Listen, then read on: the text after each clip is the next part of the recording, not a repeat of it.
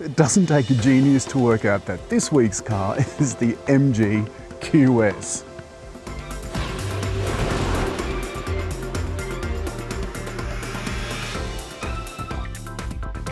MG QS comes in two flavours, a front-wheel drive flavour and this all-wheel drive flavour. The most interesting thing about them though is the price. At the moment this is on special for $47,990. Normal price $59.90. Why would you buy the front-wheel drive one? It's got a large grille, nice headlights, fairly smooth front end. When I say smooth, I mean classy. Coming around the side, we can see the 21-inch wheels with Michelin Primacy tyres, the ultimate badge. And as you can probably tell, yes, it is a 7-seater. I don't know what true 7-seater means. I assume they mean that 7 people can actually sit in it, but I would beg to differ. Door handles, they are the electrified pop-out kind, and they're nice wide openings too. That is a fairly generous amount of legroom. You tumble the seats forward to get in, but look, as it sits, there's not a huge amount of legroom in the back. Oh, this is fairly comfortable. This is quite nice, in fact. Below is a third zone of climate control and a couple of USBs. And I quite like the door card. That's very classy. We've got a couple of Bose speakers there. I'll talk more about the Bose sound system in a minute. Though we do have quite a lot of this fake artificial wood, which I'm not all that fussed on. I'm just not fussed on all of this detailing on the door. The upholstery is rather a classy perforated leather, and I absolutely don't like brown and beige. There is quite a lot of ground clearance, as you can see, but I really don't think this is going off-road anytime soon. This is in the large segment, so along with things like Prado and so forth, which are definitely off-roading cars. There's this metal, at least I think it's metal, it's probably plastic detail. We've got more of that here in the taillights. Then we've got the back end, MG QS all-wheel drive.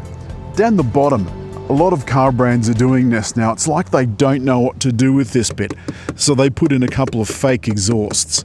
Why do they do that? I really don't know. There is a button under here. Unlike most 7-seat SUVs that have only a few centimeters at the back, this one's got enough for a couple of backpacks, as you can see. I've left this back seat down so you can see how big that normally would be. Quite generous. There's cup holders and so forth, and a little place for your phone. And a couple of USBs from the looks of it. But again, that legroom is not huge. You'd have to put the second row seats forward. There is a luggage cover that you can install and a few emergency bits and bobs. At the front, got a couple of large screens inside this one big enclosure. Conceal vents down here and some physical buttons for air conditioning and defrosting and window defrosting, etc. There's a Qi charging pad just here, plus another pad for your phone. A couple of cup holders, and they've insisted on putting this pattern on the gear lever, though God knows why.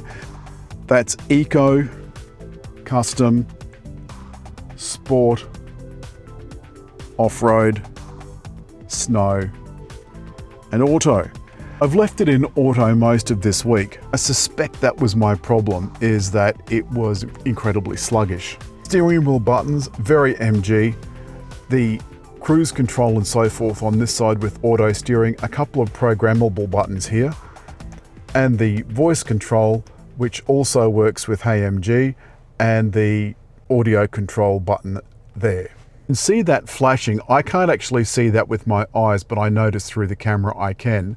That's the driver detection section, the wipers and what have you, and on this side, lights and indicators. There's a lot of detail here on this screen, but there is no head-up display. Door is relatively simple. We've got physical controls for the mirrors, which I like. We've got some window controls here, and above that we've got the door locks. Now I've got a massive Bose speaker up here, but I've found the sound from this quite thin and reedy. Although this is the MG's own proprietary system, it is designed over the top of the same system that Android Automotive OS is designed over the top of, and it has exactly the same problems. So MG Pilot, I'm going to turn off overspeed warning because the speed is almost always wrong. And you can see that my CarPlay is not connected. For some reason, in all of these systems that have this system that drives the Android Automotive OS, even though this is an Android Automotive OS, the underlying system is still the same. It's got the same problem. They really hate auto connecting. So that's that. Let's get on the road. As I drive off, my door handles will go in. They've just gone in. On the unsealed surface, it's actually quite smooth. In fact, it's very smooth. That was astoundingly smooth. All right. I've got it in sport mode. The suspension, of course, doesn't change. It's not active suspension. But for a big, spacious car like this that could have 7 people on board, that's quite a lot of extra weight, and I don't think this 2-litre turbo 153 kilowatt engine would cope very well. So my general comments so far. I've silenced all the annoying bongs. Of course, you have to do that every single time you get in the car. Every time. That's what Brussels wants. Why do I say Brussels? Because Euro NCAP is the European New Car Assessment Program, and it is linked to the Australian New Car Assessment Program. Our criteria are the same, and if they test something, we can share the results and vice versa. So you see that the 12 volt still isn't working. There is another 12 volt in the back. I didn't try that. We used to go through a whole bunch of stuff, the lane centering, the warning systems and so forth. But there's no point to doing that anymore because all of the cars have to have it if they want 5 stars. When I was going through the corners just then, the steering it's got not a lot in the way of feeling, and I've tried different settings. So I've got it on the comfort setting. I'm just going to leave it there. You'll notice I'm sitting very high. I feel like I can see for miles. Steering wheel's in a good position, though I would like it to have a little bit more reach. I'm just going to gradually increase to 110. By the way, the speed limit is still showing as 45, and we're now in 110 zone. And that, ladies and gentlemen, is why we turn off the warning system. The smart steering is on,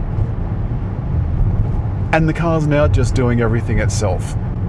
Unlike the car last week, the IM, this doesn't fight me changing lanes, and it's because it doesn't have auto lane change. I can hear a little bit of wind noise up here, but generally the cabin is fairly quiet. 8.8 seconds to 100 for the four-wheel drive, the all-wheel drive model, 8.4 for the front-wheel drive model. That is pretty leisurely. I'm currently at 10.4 litres per 100 kilometres. My average speed is 36 kilometres an hour, which means I spent a lot of the time in the car going slow. But on the way up, it was bonging me every 5 seconds because it said I didn't have my hands on the wheel. I don't know why it said that, but I did have my hands on the wheel. I've got a report of a mobile speed camera ahead coming up on my Google Maps, which, as you know, is thanks to Google having bought out Waze, so you can report through your CarPlay incidents on the road, accidents and mobile speed cameras. See, there you go. Tell me to hold the steering wheel. You can see that I'm holding the steering wheel. The problem is, you heard that tone just then. It's the same tone for almost everything, so you don't know what it's warning you about if it doesn't come up on the screen. And that did, but some of the other warnings don't. I don't want it to nag me every 5 minutes. It's not necessary.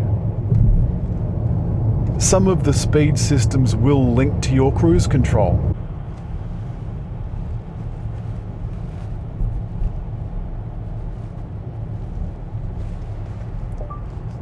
Danks Street Pharmacy.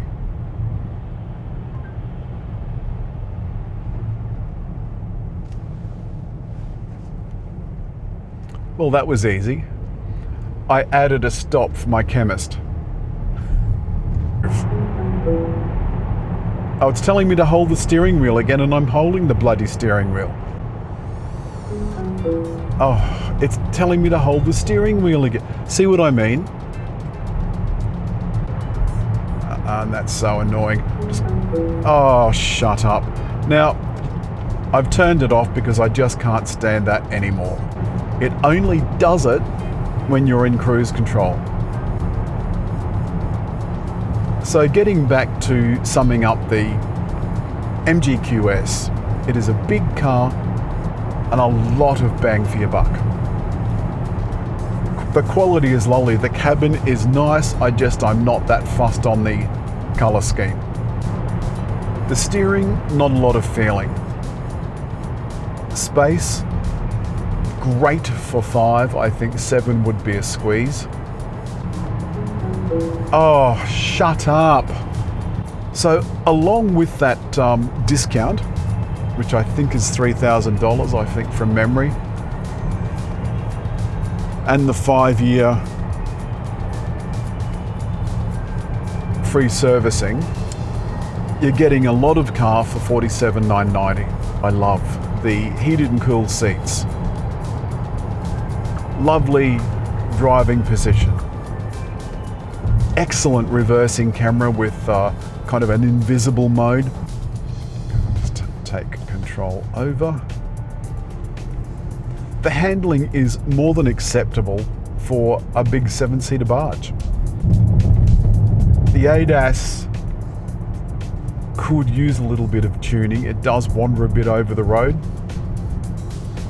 Generally, I have been impressed with the MG QS. The sales figures aren't brilliant. It's been out nearly 12 months and I think it's sold 550-ish units, so not great. So the question then remains, is MG QS worth the money? No question. It is absolutely worth the money. That's all this week for the MG QS. You get quite a lot of car for your money. It's a reasonable drive, if not terribly exciting, but it is incredibly spacious. And for under 50 grand drive away at the moment, not a lot else can touch it. As always, hit like, leave a comment, and just on the little round thing to subscribe.